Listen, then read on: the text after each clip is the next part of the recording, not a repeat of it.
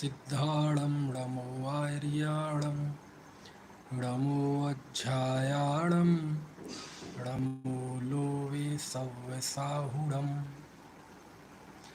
मोक्षमार्गस्य नेतारं भेत्तारं कर्मभूभृतां ज्ञातारं विश्वतत्त्वानां वन्दे तद्गुणलब्धये। तत्वार्थ सूत्र दूसरा अध्याय,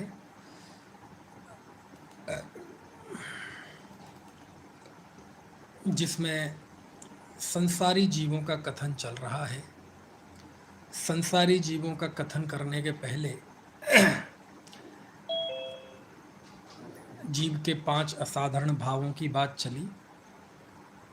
आज सुबह इंद्रियों पर बात चल रही थी। पहले कुछ मैं सूत्रों का वांचन करता हूँ।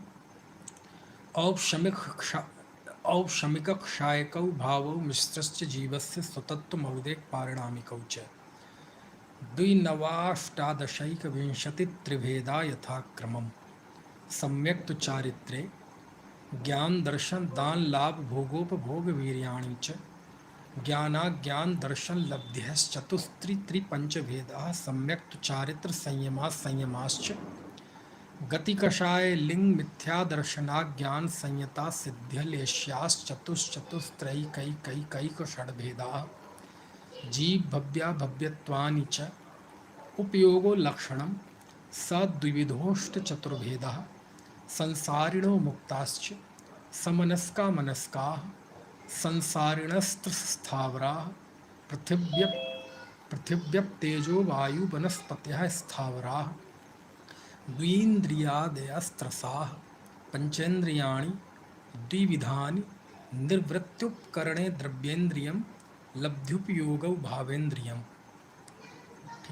स्पर्शन रसन घ्राण चक्षुः श्रोत्राणि स्पर्श रस गंध वर्ण शब्दास्तदर्था श्रुतमनिन्द्रियस्य। चलिए, तो इस तरह से हमने ये 21 सूत्रों का पाठ किया। इसमें हमारी बात चल रही थी, सुबह जब चर्चा छूटी थी तो 15वें और 16वें सूत्र पर पंचेन्द्रियाणि द्विविधानि। उसके पहले जो हमारी बात चली थी वो 5 स्थावरों पर बात हुई थी, है ना। संसारी जीवों के 2 भेद, त्रस स्थावर, इस तरह से। तो उम्मीद है त्रस स्थावर की बात कोई प्रश्न हो तो आप पूछ लीजिएगा, है ना। लेकिन पर्याप्त चर्चा, जितनी आवश्यक चर्चा हो सकती है उन स्थावर वगैरह के विषय में हमने कर ली। और उनका 5 प्रकार के स्थावरों का क्रम का कारण वो भी हमने जाना। 5 के स्थावर नाम कर्म का उदय है वो भी हमने जाना, है ना। और इसके अलावा 5 इनका क्षेत्र क्या है। मेरी समझ से ये म्यूट बीच में आवाज़ कैसे आ रही है।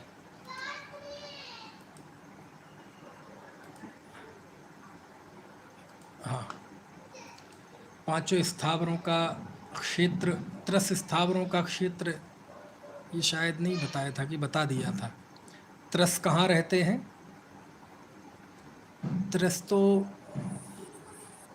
जो 343 घन राजू प्रमाण तो 3 लोक है, उसके बीचों बीच जो एक राजू है ना, 13 राजू से कुछ कम लंबाई ऊंचाई और 1 राजू चौड़ाई वाली जो त्रस नाड़ी है उसमें रहते हैं।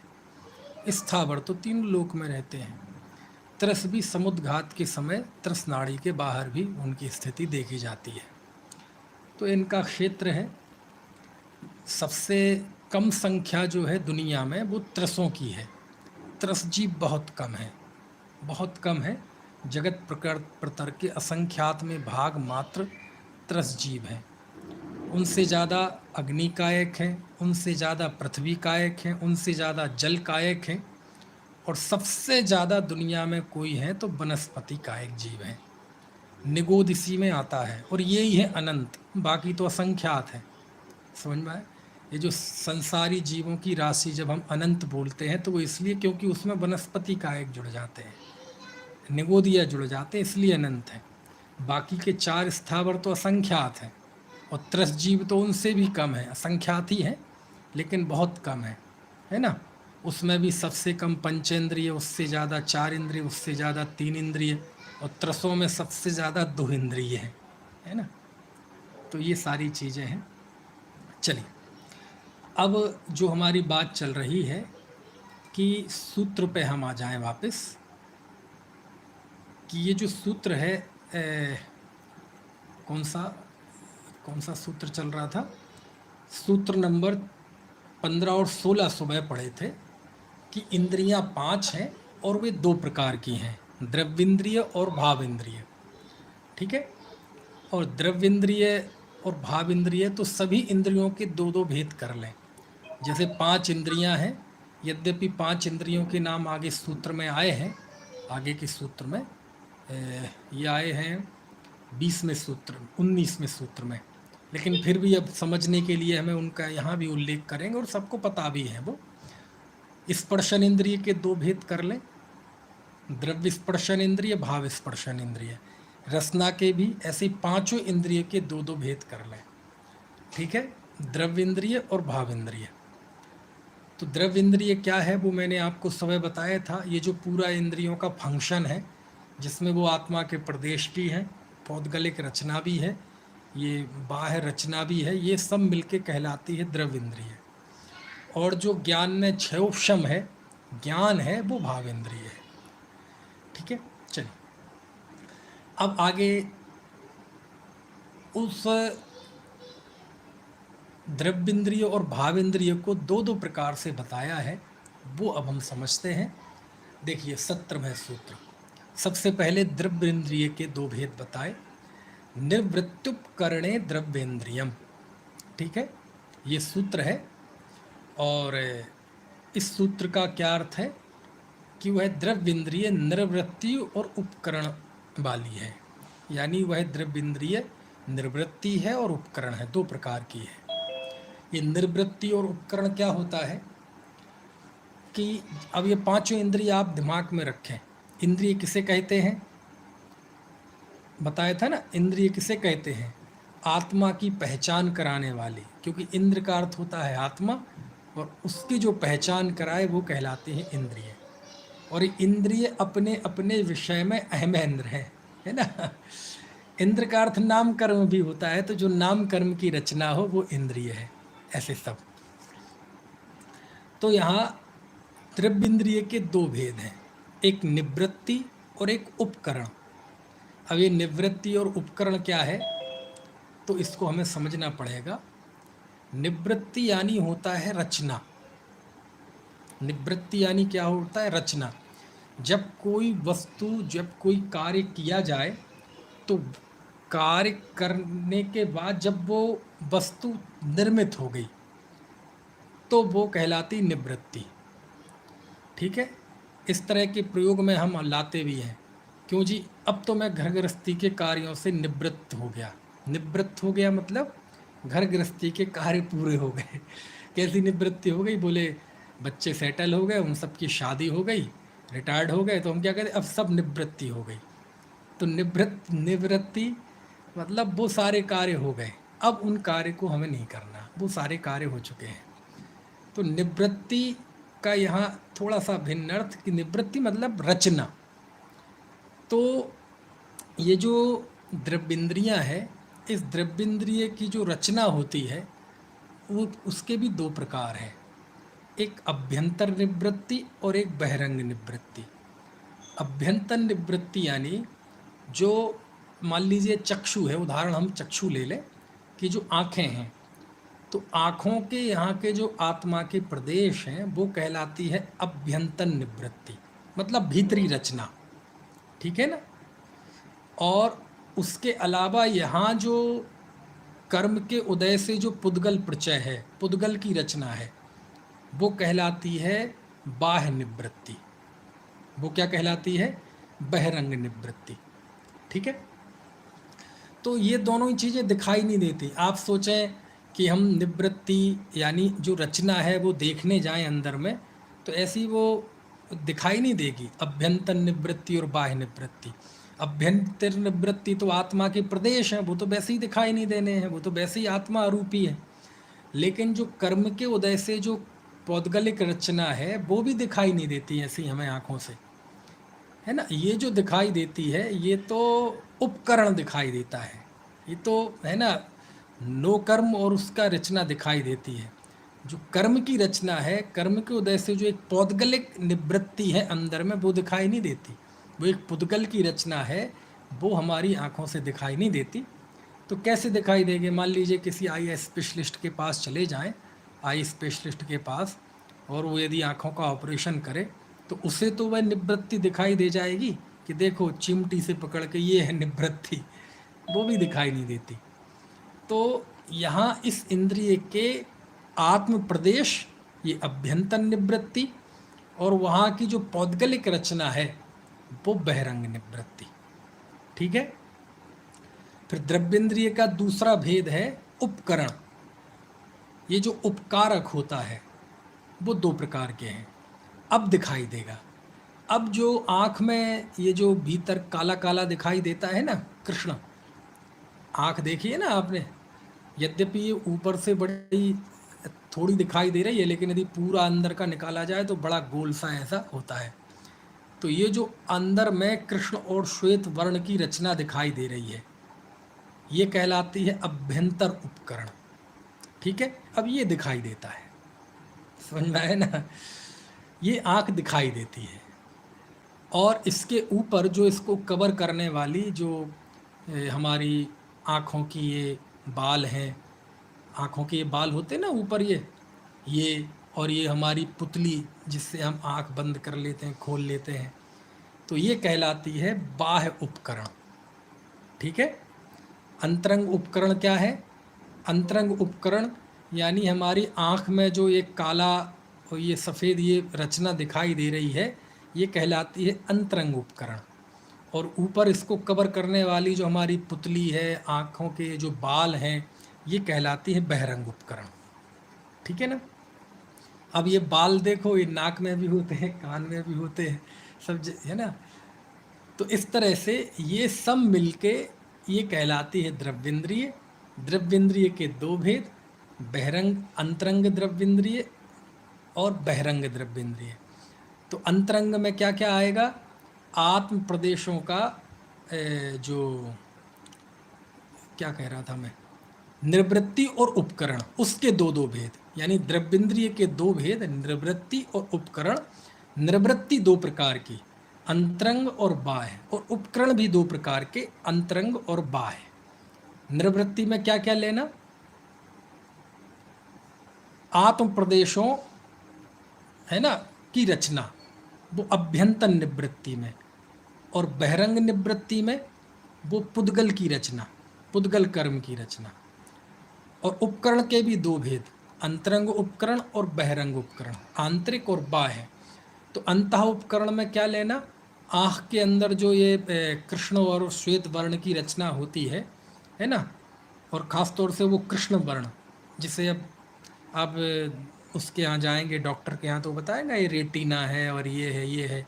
ये सारी रचना जो है ये आभ्यंतर उपकरण है, और ये पुतली है, बाल हैं, ये बहिरंग उपकरण है। ठीक है।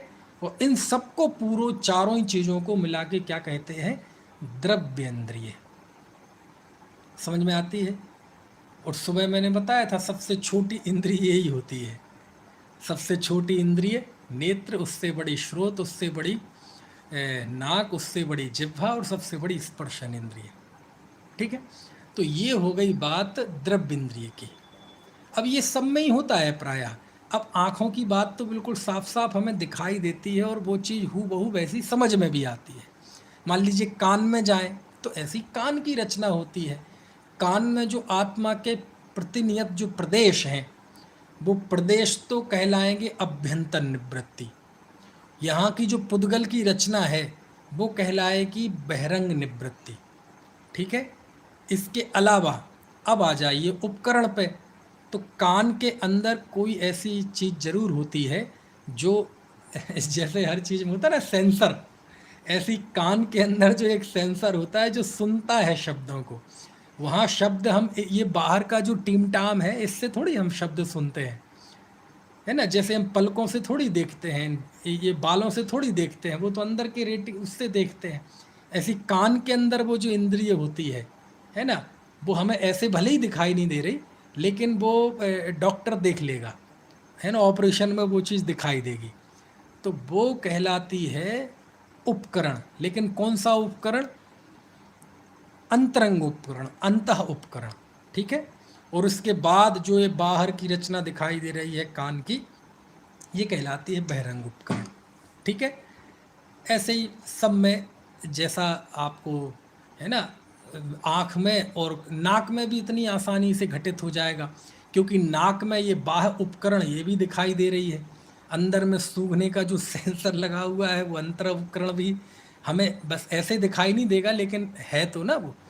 ऐसे ही अंतरंग में उन आत्म प्रदेशों की रचना और उन पुद्गल प्रदेशों की रचना। तो ये चार चीज़ें मिलके द्रव्येंद्रिय हैं। दो का नाम है निवृत्ति, दो का नाम है उपकरण, ठीक है। और अंतः बाह्य का भेद ना करें जैसे कि सूत्र में नहीं किया, तो ये दो ही हैं, निवृत्ति और उपकरण, ठीक है।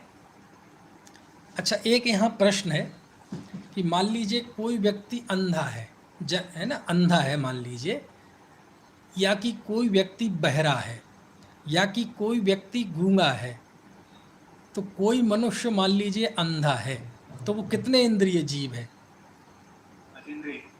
आप जवाब दीजिए। क्यों है भैया पंचेंद्रिय? क्योंकि उसके 5 इंद्रिय है। ये तो प्रश्न है, कहाँ है?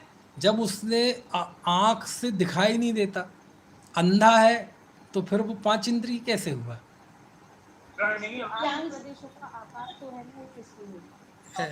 आकार है इसीलिए।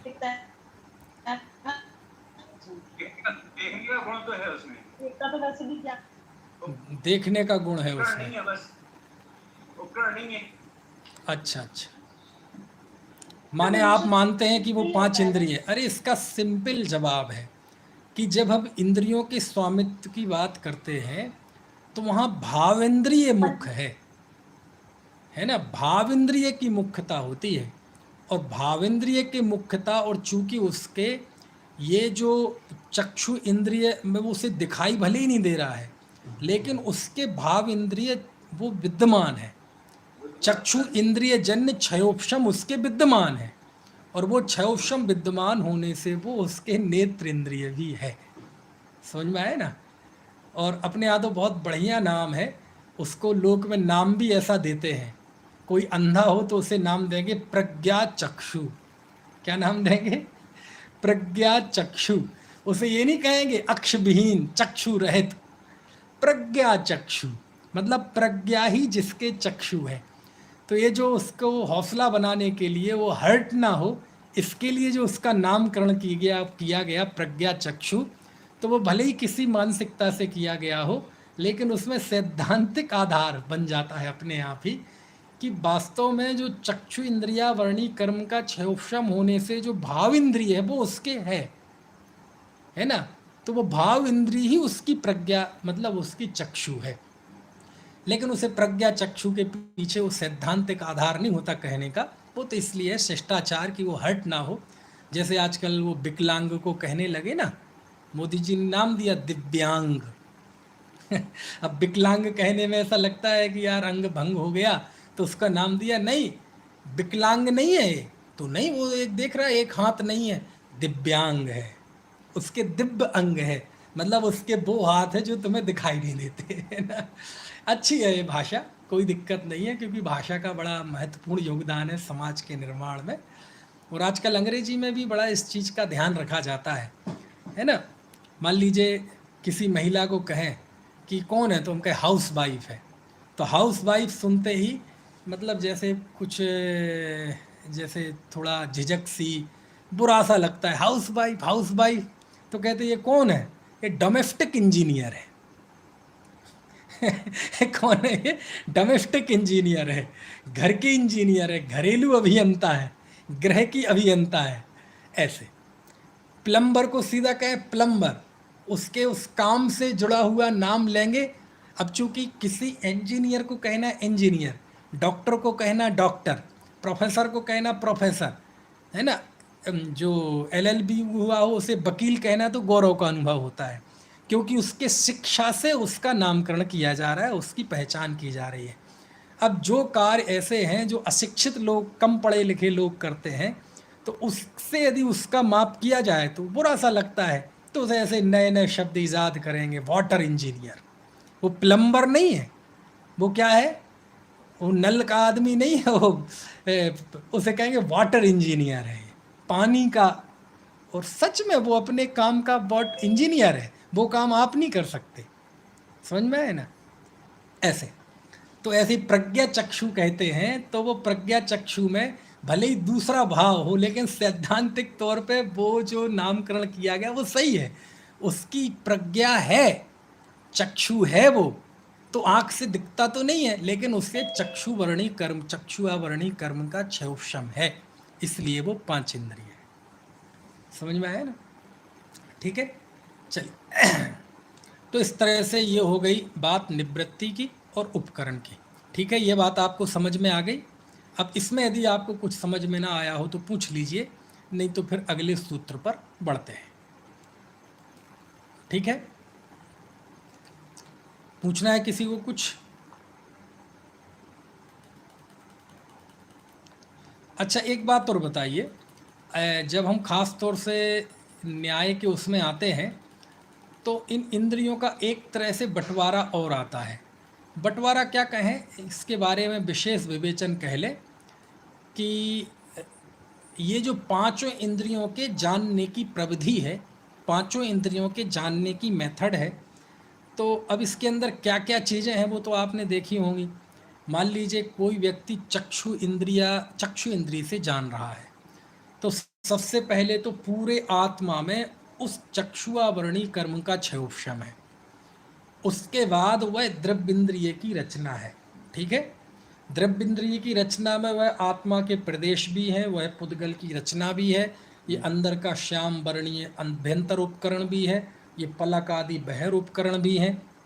समझ में आया। अच्छा, एक बात बताओ, ये बाहर के उपकरण ना हो तो क्या होगा, इनका क्या योगदान है? रक्षा करने का। अरे उपकारक है ये, बहुत बड़ा हाँ, काम है इनका। समझ में आए? आप कभी कल्पना करो कि आपकी आंखें तो हैं, लेकिन ये बाहर, ये ऊपर का ये नहीं है, इसकी पलक नहीं है, तो क्या दशा होगी, अंधे हो जाएंगे, ये काम नहीं करेगी फिर इंद्रियां। चलो ज़्यादा दूर क्यों जाते हो, आप 2 मिनट तक आंख खोले रहो ऐसी, नहीं कोशिश मत करो, आप बाद में कर लेना। तो आप यदि आंख खोले रहेंगे तो आपकी आंखें दर्द देने लगेंगी, सूख जाएंगी, और यदि खुली रहे पूरी तो बेकार हो जाएंगी आंखें, रुक्षता आ जाएगी उसमें। तो ये आंखों का ऐसी सबका योगदान होता है। इनका क्या योगदान होता है, पलकों का, इनका भी योगदान होता है, ये भी आपकी रक्षा करती है। नाक में बाल होते हैं, कान में बाल होते हैं, ये भी आपकी उस इंद्रिय की रक्षा करती है। अरे आप मोबाइल पे कवर चढ़ाते कि नहीं, क्यों चढ़ाते हैं, हर चीज़ पे कवर चढ़ाते हैं, क्यों चढ़ाते हैं, तो ये भी कवर है ना। तो इंद्रियों के विषय में थोड़ा सा ये विशेष है कि इन इंद्रियों में इस तरह का बंटवारा आता है। आपने शब्द सुना होगा प्राप्यकारी और अप्राप्यकारी, ये शब्द सुने हैं कि चक्षु इंद्रिय है ये है अप्राप्यकारी, और शेष 4 इंद्रिय हैं प्राप्यकारी। ये अप्राप्यकारी और प्राप्यकारी क्या होता है, जब किसी इंद्रिय का विषय उसके साथ उसका संपर्क होता है तो वो कहलाती है प्राप्यकारी। जैसे मान लीजिए कान है, कान किन्हीं शब्दों को सुनेंगे तो वो शब्द पहले कान में जाके टकराएंगे, कान की जो इंद्रिय है उसके साथ उसका स्पर्श होगा, संयोग होगा, तो इसी को कहते हैं प्राप्यकारी। ठीक है, समझ में आ गए। ऐसे ही आप रसना इंद्रिय से किसी वस्तु का ज्ञान करेंगे, चखेंगे, तो वह वस्तु रसना इंद्रिय पे जाके लगेगी, टच होगी, तो रसना इंद्रिय भी क्या हो गई, प्राप्यकारी, वह अपने विषय को प्राप्त करती है। ऐसे ही स्पर्शन इंद्रिय किसी विषय को जानेगी तो उसका स्पर्शन इंद्रिय से संपर्क होगा, है ना। आग की गर्माहट का संपर्क होगा, आप गर्माहट के संपर्क में आना पड़ेगा, गर्माहट शरीर से टकराएगी, संपर्क होगा। ठंडी हवा का शरीर से संपर्क होगा, है ना। रूखे चिकने का शरीर से संपर्क होगा। तो स्पर्शन इंद्रिय को भी क्या कहते, प्राप्यकारी, वह अपने विषय को प्राप्त करती है ना। ऐसे ही घ्राण, नाक जब अपने विषय को जानेगी तो उसका अपने विषय के साथ संपर्क होगा, सुगंध नथनों में जाके टकराएगी तो आपको ज्ञान होगा। तो ये 4 इंद्रियां तो कहलाती हैं प्राप्यकारी, लेकिन नेत्र जो होते हैं ये होते हैं अप्राप्यकारी। अप्राप्यकारी यानी नेत्र को जानने के लिए उसे उसके विषय के साथ संपर्क होना जरूरी नहीं है। समझ में आया ना। तो ये भी इन इंद्रियों का स्वरूप है। अब आँख यदि प्राप्यकारी हो जाए तो आप सोच लो क्या स्थिति होगी। आँख को हर एक वस्तु को जानने के लिए उसको छूना पड़ेगा, तो ये मुमकिन है क्या? नहीं। और छुएंगे तो उल्टा दिखाई और नहीं देगा। लेकिन बाकी की इंद्रियां हैं, है ना। रसना इंद्रिय में यदि टच होने की यदि वो शर्त ना हो तो बहुत बढ़िया है। यदि आप सोचो रसना इंद्रिय यदि अप्राप्यकारी हो जाए और वहाँ मिठाई रखी है और यहाँ देख लें और आपको स्वाद आ जाएगा, लेकिन ऐसा नहीं होता है। तो इस तरह का भी बंटवारा इन इंद्रियों में आता है कि चक्षु इंद्रिय है अप्राप्यकारी, यानी वह अपने विषय को छूती नहीं, उसके साथ उसका संपर्क नहीं होता। लेकिन शेष 4 जो है वह अपने इंद्रियों के विषय के साथ उनका संपर्क होता है, इसलिए वो कहलाती हैं प्राप्यकारी। ठीक है, ये बात समझ में आ गई आपको? कुछ पूछना है इसमें? चलो अगली बात, ये इंद्रियां क्या सर्वथा प्राप्यकारी हैं? 4 इंद्रियां, चक्षु इंद्रिय तो चलो अप्राप्यकारी, उसको तो अभी छोड़ दीजिए। शेष 4 इंद्रियां क्या पूरी तरह प्राप्यकारी हैं? क्या अपने विषय को संपर्क करके ये जानती हैं? क्या ऐसी कोई स्थिति नहीं बनती कि इनका विषय के साथ संपर्क ना हो और इनका ज्ञान हो जाए? तो ऐसा शास्त्रों में आता है कि ये सर्वथा प्राप्यकारी नहीं है, ये अप्राप्यकारी भी हो जाती हैं। कैसे होती हैं? आपने कभी सुना होगा, जैसे ये जो क्या कहते हैं कर्ण इंद्रिय है, कर्ण इंद्रिय कान, कान के अलावा शेष नाक है ना, जिह्वा है और स्पर्शन इंद्रिय है ना। तो इनका विषय 100 योजन है उत्कृष्ट, यानी जो नाक है ये 100 योजन दूर का जान सकती है। समझ में है ना? स्पर्शन इंद्रिय है ये 100 योजन दूर का जान सकती है, इसका उत्कृष्ट विषय है इतना। जिह्वा है ये 100 योजन दूर का चख सकती है। अब 100 योजन का दूर का कैसे चखेगी? अब 100 योजन दूर का चख लेगी तो 2 ही स्थिति बन सकती हैं यदि ये सर्वथा प्राप्यकारी हो। या तो 100 योजन दूर की वस्तु को यहाँ बुलाना पड़े और जीभ से लगाना पड़े, अथवा जीभ की विक्रिया रिद्धि बना दो इसको और जीभ को फैला दो वहाँ तक, कहाँ 100 योजन तक जीभ जाएगी और चख के आएगी। ये दोनों स्थिति होती नहीं है। तो फिर 100 योजन दूर के पदार्थ को वह कैसे चखेगा, जानेगा? और यदि जानेगा तो 100 योजन के बीच में जो 99 योजन 98 योजन की बीच बीच की चीज़ें हैं वो सारी चखने में आ जाएंगी, उन सबका ज्ञान हो जाएगा। और उनमें स्वादिष्ट चीज़ों का ज्ञान तो हो ही जाएगा, लेकिन स्वादिष्ट चीज़ें तो दुनिया में कम ही हैं। समझ में ना? 100 योजन के फैलाव में गंदगी भी है, अशिष्ट पदार्थ भी है, अनेक प्रकार के घिनौने पदार्थ भी हैं, उनका भी स्वाद आएगा। समझ में आए ना? है, यदि हम 100 योजन दूर की गंध को जान सकते हैं तो उसके बीच में आने वाली गंधें भी सारी हमें जाननी पड़ेंगी। और दुनिया में सुगंध तो कम ही है, आप देखेंगे कैसी कैसी दुर्गंध है सब, फिर तो बड़ा अनिष्ट हो जाएगा। माने यही सारी 100 योजन का के बुरे बुरे पदार्थ सूंघते रहो, 100 योजन के बुरे बुरे पदार्थ चखते रहो, 100 योजन में क्या ठंडी गर्मी है वो सारी ज्ञान करते रहो। तो इस स्थिति में कहते हैं कि वो अप्राप्यकारी भी है ना। एक विशिष्ट क्षयोपशम दशा होती है इन इंद्रियों संबंधी, वह विशिष्ट क्षयोपशम ही असल वस्तु है। वो जो क्षयोपशम होता है, अब 100 योजन दूर की गंध यहाँ नहीं आई और हमारी नाक वहाँ नहीं गई, 100 योजन दूर का स्वाद हमारी जिह्वा वहाँ नहीं गई और वह स्वाद यहाँ नहीं आया, लेकिन वह जो विशिष्ट जाति का क्षयोपशम है आत्मा के प्रदेशों में, उसके द्वारा यह 100 योजन दूर का जान लेता है। तो फिर प्राप्तकारी बात भी नहीं लागू होती है ना। तो 4 इंद्रियां प्राप्तकारी हैं, ये सामान्य कथन है। ये शास्त्र में लिखा है कि ये प्राप्तकारी हैं, तो ये बात कोई झूठी नहीं है, वो सामान्य कथन है। सामान्यतः ऐसा होता है कि संसारी जो जीव हैं, हमारे आसपास के जीव, मनुष्य त्रयंच है ना, ये सब इन इंद्रियों के संपर्क के द्वारा जानते हैं। तो सामान्यतः ये बात सही है, लेकिन विशेषपने देखा जाए, विशिष्ट स्थिति देखी जाए, तो बिना प्राप्तकारी हुए भी इंद्रियां अपने विशिष्ट क्षय उपशम के द्वारा दूर दूर तक का जान लेती हैं, जहां विषय का संपर्क नहीं होता है। तो ऐसी स्थिति में है ना, वो अप्राप्तकारी ही होती है। ठीक है, चलिए इस तरह से ये बात आ गई। अब अगले सूत्र की तरफ हम बढ़ते हैं। भैया जी, हाँ, उदाहरण दीजिए ना। कैसे? अप्राप्त 4 इंद्रियां अप्राप्तकारी हैं और आपने कहा कि इतने 100 योजन तक के उनको ग्राह्य है, उसका उदाहरण ऐसी कोई चीज, कोई भी हो, मान लीजिए 100 योजन दूर कोई गंध हो, दुर्गंध हो, तो वह 100 योजन की दूर के जान लेता है मन मति ज्ञानी, उसका उत्कृष्ट विषय है इसका 100 योजन तक, है ना। हाँ, मतलब किसको कौन जानता है भी उस पर छोड़ दें, लेकिन ऐसा जान सकते, उत्कृष्ट इसका 100 योजन तक जानते हैं। आपने देखा होगा ना, चक्षु इंद्रिय का तो प्रसिद्ध ही है कि वो चक्रवर्ती कहाँ तक के दर्शन कर लेता था, वो विमानों के ऊपर सूर्य के दर्शन, हाँ, सूर्य के में जो जिन बिंब हैं उनके दर्शन कर लेता था।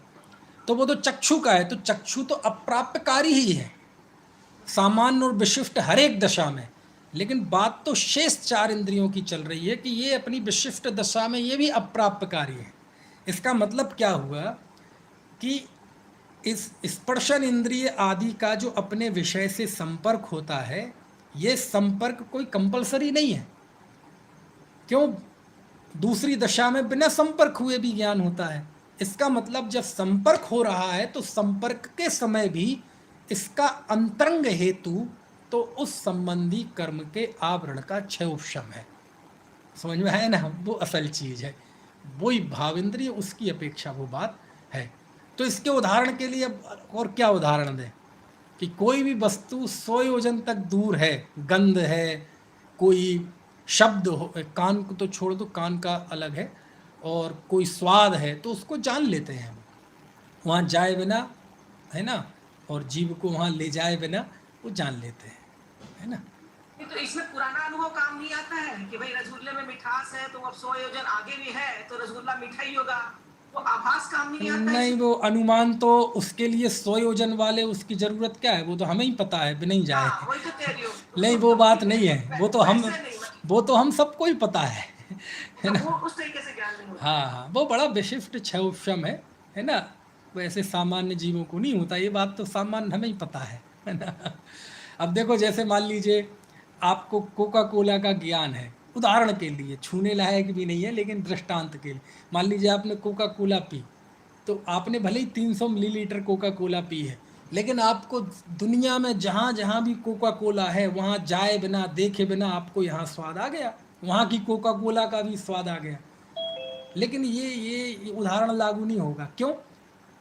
आपने जो मुंह में ली है वो यहाँ की कोका कोला का स्वाद आया है, वो दूसरे जगह की कोका कोला है ना, स्वाद तो वो ही है, लेकिन वो आपने नहीं चखी है, चखी यही है, समझ में ना। लेकिन ये 100 योजन वाले में तो हिसाब अलग ही है इसका। अब ये बहुत सारी चीज़ें हैं, इनको हम बहुत ज़्यादा डिटेल में नहीं जा सकते, कैसे होता है, क्या होता है साहब, कैसा ज्ञान होता होगा, तो ये सारी चीज़ें हमें आज्ञा से ही जाननी पड़ती हैं। ठीक है, चलिए, और कोई प्रश्न किसी को हो तो हाँ बताइए। ऐसा भी जैसे आर्मी में या जो सर्चिंग डॉग होते हैं उनको जो सूंघने की शक्ति होती है तो वो क्या आएगी उसमें? आर्मी के कोई कुत्तों को ये जो सचिव लोग होते हैं जो, नहीं, वो तो संपर्क होता है। वो तो जो व्यक्ति जहाँ से निकल जाता है वो कोई उसके कोई चमत्कार नहीं है। वो कुत्ते वगैरह की तो जो चीज़ें जो जहाँ से आया है वो अपनी गंध छोड़ते हुए आता है, और सूंघने में उसकी घ्राण इंद्रिय बड़ी तेज होती है। उसका बड़ा विशिष्ट छौशम होता है घ्राण इंद्रिय का। तो वह उस व्यक्ति को सूंघ सूंघ के वो पहुँच जाता है कहाँ है चीड़ छुपा हुआ है। तो वो हमारे इस उदाहरण में नहीं आएगा, वो प्राप्तकारी का ही है, अप्राप्तकारी नहीं है। अप्राप्तकारी तो वो कहलाता कि चोर वहाँ आया भी नहीं है और वह कुत्ता जान लेता, लेकिन नहीं, वो उसका कोई ना कोई वो कनेक्शन है, इसलिए वो उस तरफ दौड़ पाता है। बहुत, अब देखो ना, चींटी का घ्राण इंद्री का कितना ज़बरदस्त है कि वो कहीं भी होगी मिठाई ढूंढ लेगी, कुत्ता सूंघ सूंघ के पहुंच जाएगा। ऐसे सबके होता है। अरे ये बहुत सारे जो शगुन अपशगुन निमित्त ज्ञान ये पक्षियों के जरिए होते हैं, तो उन सब का खैर कनेक्शन है। अब मैं वहाँ नहीं जाना चाहता, नहीं तो बहुत लंबी कथा शुरू हो जाएगी, है ना। ऐसे तो ये बात हो गई। क्या हो गई? अरे ये जो बाज होता है ना, बाज बाज बाज की आँख इतनी तेज होती है, इतनी तेज होती है कि बहुत बहुत तेज होती है बाज की आँख। और समुद्र के बाकी अंदर की मछली, है, समुद्र के अंदर की मछली को भी देख लेता है। हाँ हाँ, बहुत तेज होती है। तो कई कई जीवों की कोई विशिष्ट इंद्रिय का क्षयोपशम स्वभावतः उस पर्यायगत योग्यता के हिसाब से बहुत ज़्यादा होता है, और वो बहुत दूर दूर तक का देख जान सकते हैं। तो ये तो उस इंद्रिय संबंधी उस जीव की अपनी विशिष्ट क्षयोपशम है। ठीक है। मनुष्यों में तो फिर उत्कृष्ट हो ही सकता है, सब चक्रवर्ती वगैरह के आते ही हैं उदाहरण, रिद्धियाँ वगैरह ऐसी होती हैं। चलो, और कोई प्रश्न हो तो बताओ, नहीं तो आगे चलते हैं। चलिए अगले सूत्र की तरफ बढ़ते हैं। तो ये तो हो गया द्रव्येंद्रिय का प्रकरण।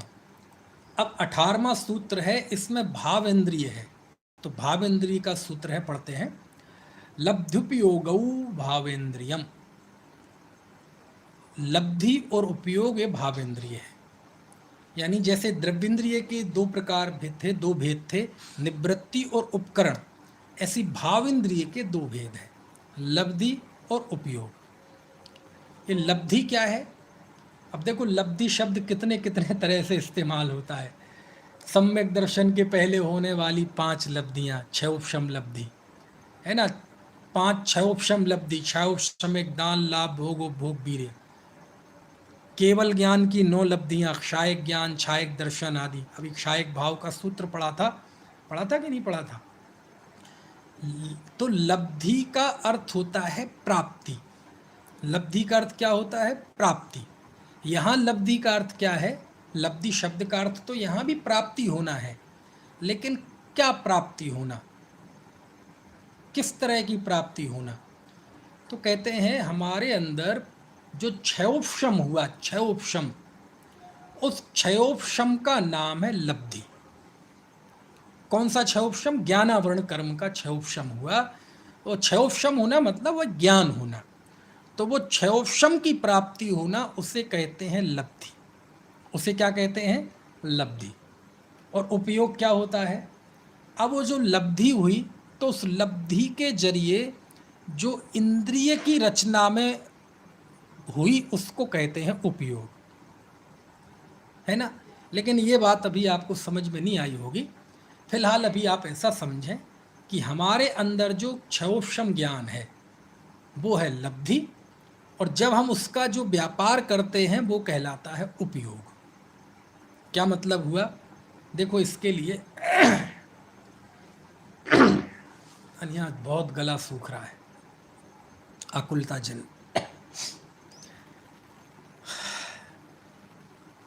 देखो, मैं आपको एक लब्धि और उपयोग का स्वरूप जानने के लिए एक श्लोक वार्तिक का एक श्लोक शेयर कर रहा हूँ, तो उससे आपको काफ़ी मदद मिलेगी इसका स्वरूप जानने के लिए। हो रहा है क्या? शेयरिंग हो रही है? हाँ हो रही है। दिख रहा है।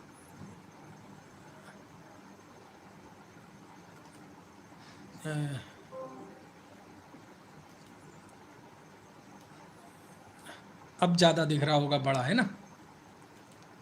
देखो क्या लिखते हैं सूत्र में, भावेन्द्रियाणि लब्ध्यात् मोपयोगात्मानि जानते स्वार्थ संविधि योग्यत्वादया प्रतत्वाच्च संविदा। भावेन्द्रियाणि लब्ध्या उपयोगात्मनि जानते, यानी भावेंद्रियां जो हैं वो लब्धि और उपयोगात्मक जानी गई हैं। मतलब ज्ञानियों के द्वारा भाव इंद्रियों को दो प्रकार का देख जाना गया है, लब्धि और उपयोगात्मक। और लब्धि को क्या कहा? स्वार्थ संविधि।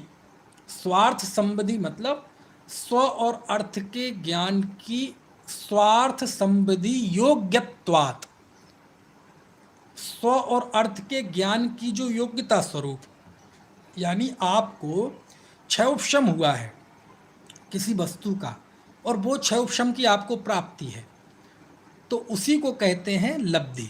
और योग्यत्वाद, ठीक है, और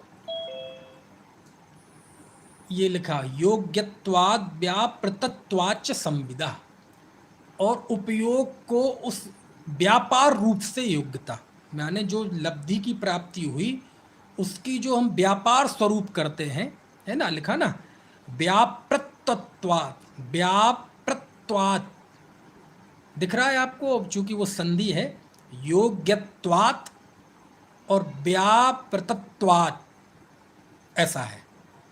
तो योग्यत्वात् का ता अलग कर दो और व्या का आधा वा अलग कर दो, तो योग्यत्वात् व्यापृत्वात्, ठीक है। तो लब्धि ज्ञान क्या है? स्व और अर्थ को जानने की योग्यता स्वरूप जो है वो लब्धि है, और उसका जो व्यापार है वह क्या है? उपयोग है। उपयोग कहाँ से उठा लेना? ऊपर से, है ना, क्योंकि पहले लब्धि बता दिया और बाद में उपयोग, क्योंकि ऊपर उसी क्रम में बताया है ना।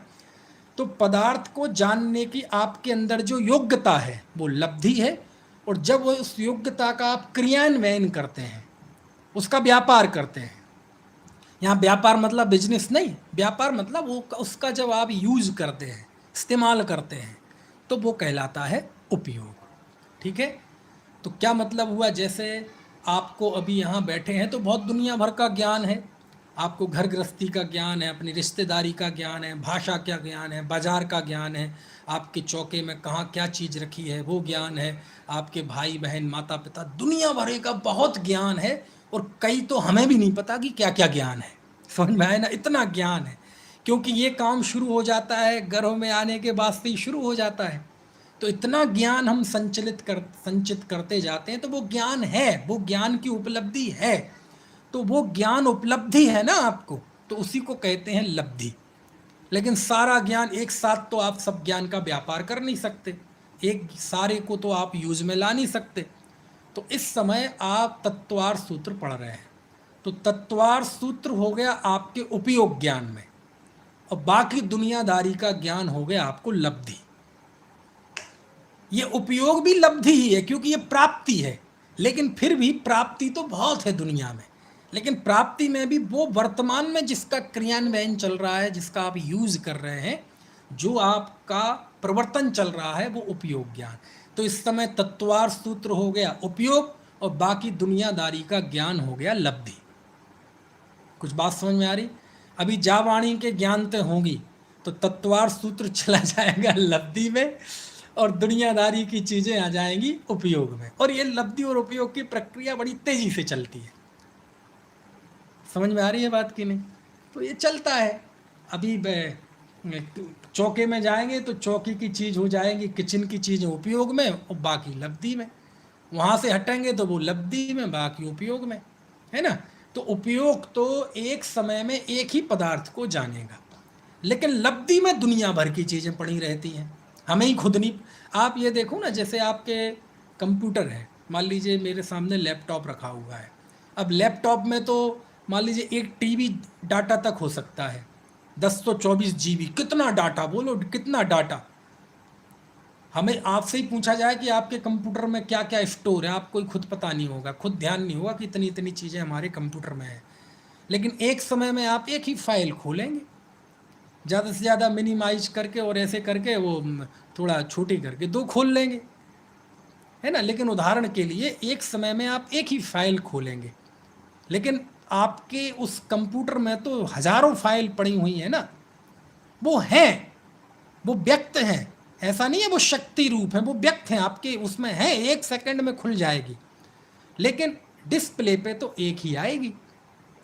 तो ऐसे ही हमारे अंदर जो ज्ञान है पड़ा हुआ है, भले ही हम हो सकता है हमारा जो संचित ज्ञान है उसका बहुत थोड़ा हम जिंदगी में उपयोग में ला पाते हैं, सारा ज्ञान तो उम्र के साथ ही खत्म हो जाता है। इतना ज्ञान संचित माथे, ये माथा में लाखों जीबी डाटा पड़ा रहता है और हम मर जाते हैं, हमें पता ही नहीं चलता कि हमें इतनी लब्धि थी है ना।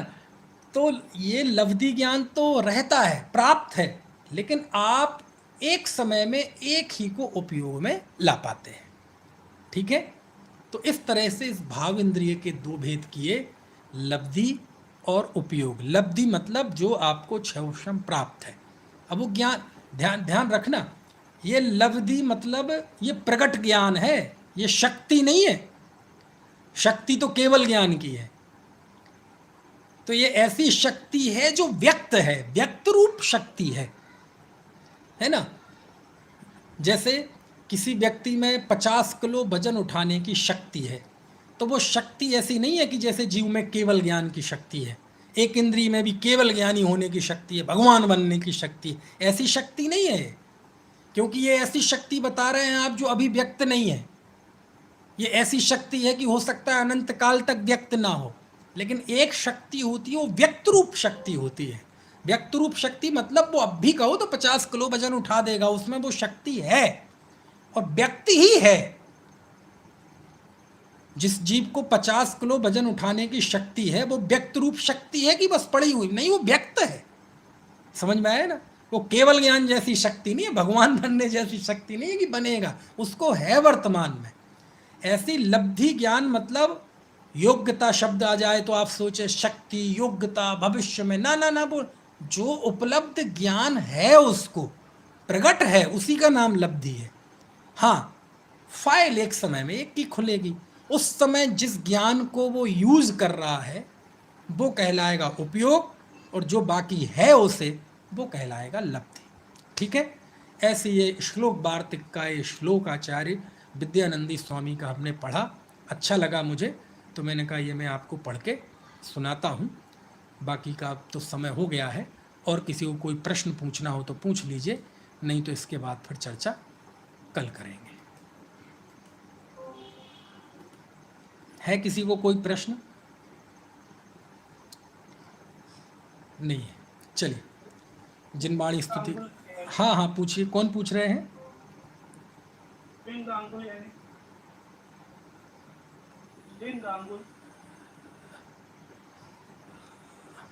गांगुल के आत्मशांतव्य भाग प्रमाण आत्मा के विशुद्ध प्रदेशों का चक्षु आदि इंद्रियों के आकार जो परिणमन होता है उसे अभ्यंतर निवृत्ति कहते हैं। हाँ हाँ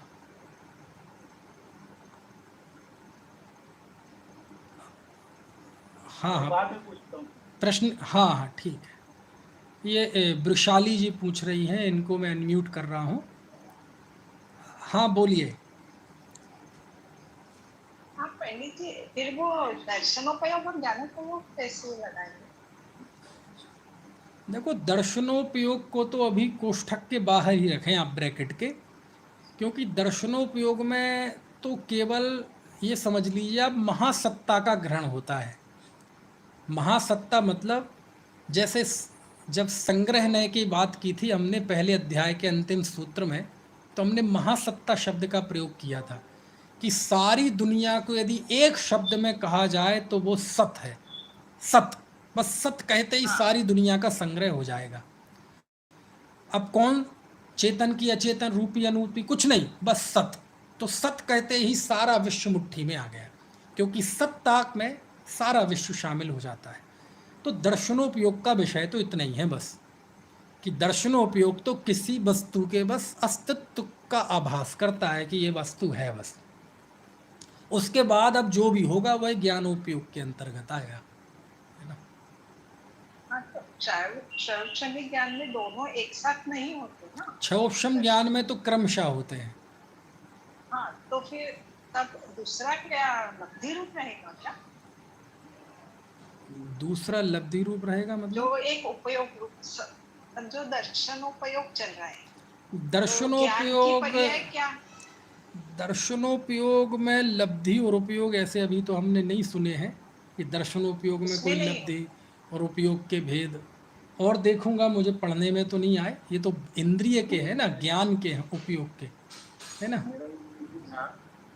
तो और भी देखूंगा, अभी इस पे हम कोई नहीं, बोल आपने तो बताया था ना कि ज्ञान और दर्शन दोनों को उपयोग बोलते हैं। लेकिन यहाँ इंद्रिय की बात चल रही है ना, इसलिए तो मैं कह रहा अभी मैं उस पर कोई फाइनल नहीं डिसीजन दे रहा हूँ, है ना। उसको और देखूंगा। मैंने ऐसा दर्शनोपयोग की दृष्टि से अभी ये लब्धि और उपयोग पढ़ने, क्योंकि ये इंद्रिय के भेद हैं लब्धि और उपयोग, और इंद्रिय में है ना थोड़ा उसका विशिष्ट है, इंद्रिय के भेद है ना। और इसलिए फिर भी अभी आपके प्रश्न को अभी होल्ड रखता हूँ, है ना। चलिए, और कोई प्रश्न? मैं ये निवेदन कर रहा था, हाँ हाँ, वो दर्शन उपयोग की तो ज्ञान वही तो है, वो लब्धि वाली का दर्शन उपयोग की तो जो है वो ज्ञानमयी है ना, आत्मा पूरी ज्ञानमयी है ना, सारे गुण उसमें जैसे दर्शन और ज्ञान में जितना स्पीड से होता है तो वो तो ज्ञानमयी है। लब्धि की बात कहाँ रही, ज्ञान के अंदर लब्धि लग रही है ना। दर्शन तो सामान्य सत्ता वाली बात आपने जो कही एक बार बस, फिर भी अभी होल्ड रखते हैं, अभी होल्ड रखते हैं। चलिए। और किसी को कोई प्रश्न हो तो बताइए।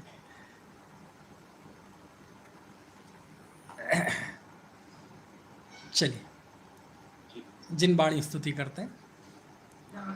जावाणी के ज्ञान ते सूझे लोकालोक, सो वाणी मस्तक नमो सदा दे तुम।